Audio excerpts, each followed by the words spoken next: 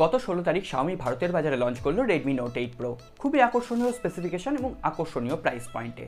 Launch event থেকেই ফোনটিকে এমনভাবে তুলে ধরা হলো যাতে আপনাদের মনে হতে পারে এটি 15,000 টাকার প্রাইস পয়েন্টে সর্বসেরা একটি ফোন এবং এই প্রাইস পয়েন্টে অন্য কোনো ফোন এই ফোনটিকে কম্পিট করতে পারবে না। আমার মতো এই ফোনটি একটি সেরা ফোন এই 15,000 টাকার প্রাইস সেগমেন্টে। কিন্তু এত কিছুর পরও ফোনটির মধ্যে বেশ কিছু উইক পয়েন্ট আছে, বেশ কিছু প্রবলেম আছে, যেগুলো আপনারা খালি চোখে দেখতে পাননি বা পেড প্রমোশনের ভিড়ে আপনাদের চোখ এড়িয়ে গেছে। আজকের এই ভিডিওতে আমরা সেগুলোই আপনাদের সামনে তুলে ধরবো এবং এই ফোনটির বেশ কিছু সত্যতা আপনাদের সামনেও কিন্তু প্রকাশ পাবে। তাহলে চলুন আর দেরি না করে আজকের এপিসোড শুরু করি। এপিসোডটি যদি ভালো লেগে থাকে অবশ্যই এটি লাইক করবেন, কমেন্ট করবেন, বন্ধুদের সাথে শেয়ার করবেন। আর আপনি যদি আমাদের নতুন বন্ধু হন, নিচের দিকে দেখুন সাবস্ক্রাইব লেখা ছোট্ট বাটন আছে, ওটাকে অবশ্যই প্রেস করুন। সাথে সাথে বেল আইকনটিও প্রেস করতে ভুলবেন না, যাতে আমাদের নেক্সট কোনো টেক আপডেট আপনার মিস না হয়ে যায়। আসুন আজকের ভিডিও শুরু করি।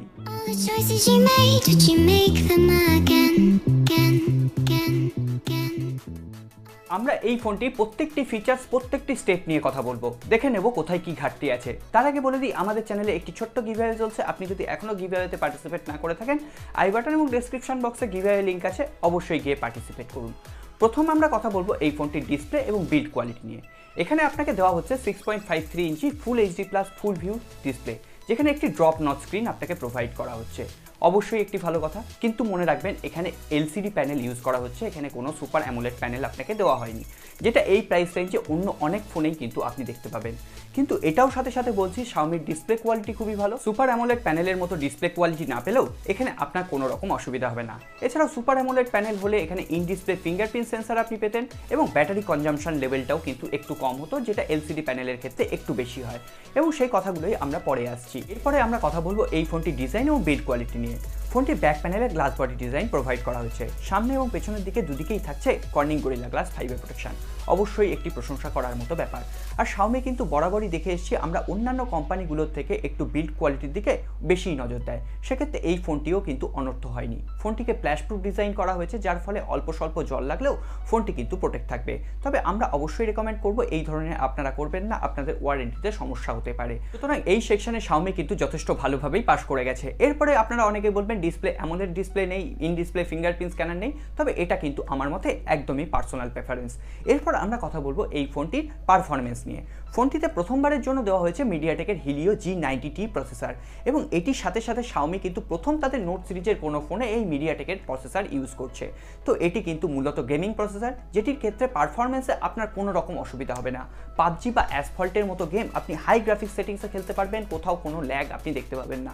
সুতরাং ওই সমস্ত হাই গ্রাফিক্সওয়ালা গেম যদি আপনি স্মুথ পারফরমেন্সের সাথে খেলতে পারেন, আপনি ডেলি টু ডেলি লাইফে যে অ্যাপ্লিকেশনগুলো ইউজ করেন সেগুলো তো স্মুথ হ্যান্ডেল করতে পারবেন, এই কথা আপনাকে বলে দিতে হবে না।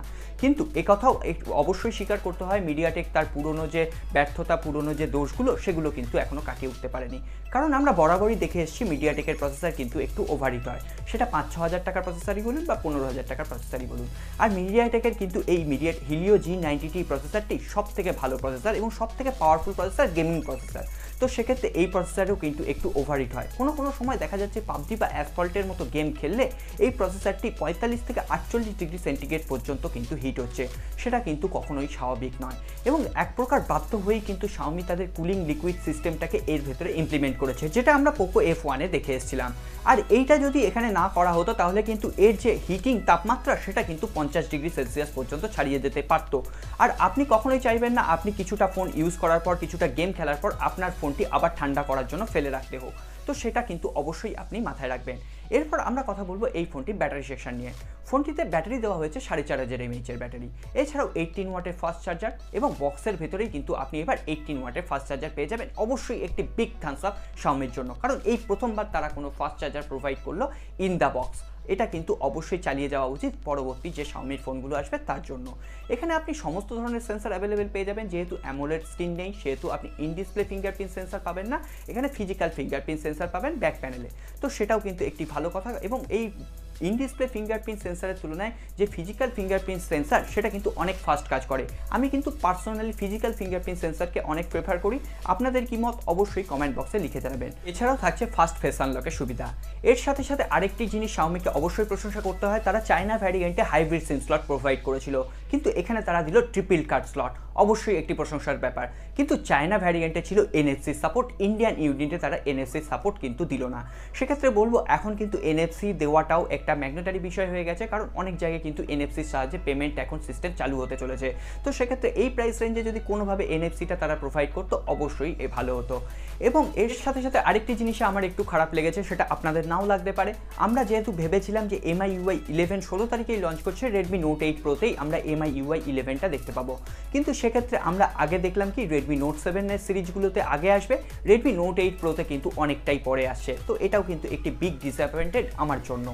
এরপরে আমরা কথা বলবো এই ফোনটি ক্যামেরা সেকশন নিয়ে। তার আগে বলে দিই এই ফোনটিতে UFS 2.0 স্টোরেজ টাইপ ইউজ করা হয়েছে, DDR4X RAM ইউজ করা হয়েছে। সুতরাং পারফরমেন্সের দিক থেকে কোনো কথা বলার জায়গাই নেই। পারফরমেন্স যদি আপনার মেন প্রায়োরিটি হয় তাহলে এই ফোনটি আপনার জন্য। এরপর আমরা একটু ক্যামেরা সেকশনটা দেখে নিই। এখানে 4টি ক্যামেরা দেওয়া হয়েছে। 64 মেগাপিক্সেলের প্রাইমারি ক্যামেরা, যার অ্যাপারচার থাকছে f1.8, এবং এখানে স্যামসাংয়ের GW1 সেন্সার ইউজ করা হয়েছে, এবং এটি কিন্তু পিক্সেল পিঙ্ক টেকনোলজি। যেটা মেন ক্যামেরা থাকছে 16 মেগাপিক্সেলের, 4 মেগাপিক্সেলের ভেঙে এটা 64 মেগাপিক্সেল। এই টেকনোলজি আপনাদের সবাই জানা। 8 মেগাপিক্সেলের ওয়াইড অ্যাপারচার লেন্স, যেটা দিয়ে আপনি ছবি এবং ভিডিও দুটোই কিন্তু ক্যাপচার করতে পারবেন, এটাও আপনাদের সকলেরই জানা। 2 মেগাপিক্সেলের মাইক্রো লেন্স এবং 2 মেগাপিক্সেলের কিন্তু ডেপথ মোড ক্রিয়েট করার জন্য, এটাও কিন্তু আপনাদের সকলেরই জানা। কিন্তু যে জিনিসটা জানা নেই সেটা আমরা কথা বলবো। এখানে যে ম্যাক্রো লেন্সটি, তার অ্যাপারচার থাকছে f2.2, অর্থাৎ ম্যাক্রো লেন্সটি কিন্তু লো লাইটে ভালোভাবে পারফর্ম করবে না, এবং এই ম্যাক্রো লেন্সটি কিন্তু যথেষ্ট স্টেবল নয় এখনও পর্যন্ত। আপডেটের মাধ্যমে হয়তো স্টেবল হতে পারে।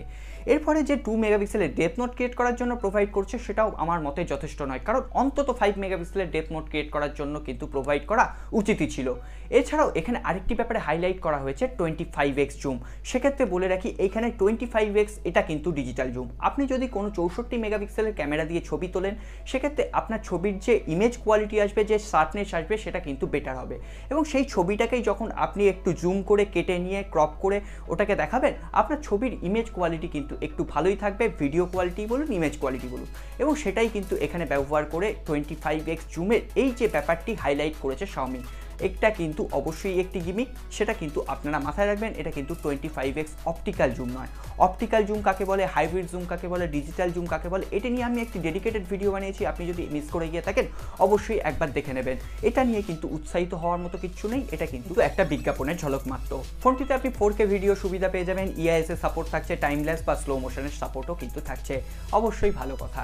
এর সাথে সাথে আপনি যদি সেলফি লাভার হন তাহলে থাকছে 20 মেগাপিক্সেলের সেলফি ক্যামেরা, অ্যাপারচার থাকছে f1.9, অর্থাৎ লো লাইটেও আপনি একটি ভালো পারফরমেন্সই পেয়ে যাবেন, এবং সেলফি লাভারদের জন্য এটা কিন্তু একটি অবশ্যই বড় কথা।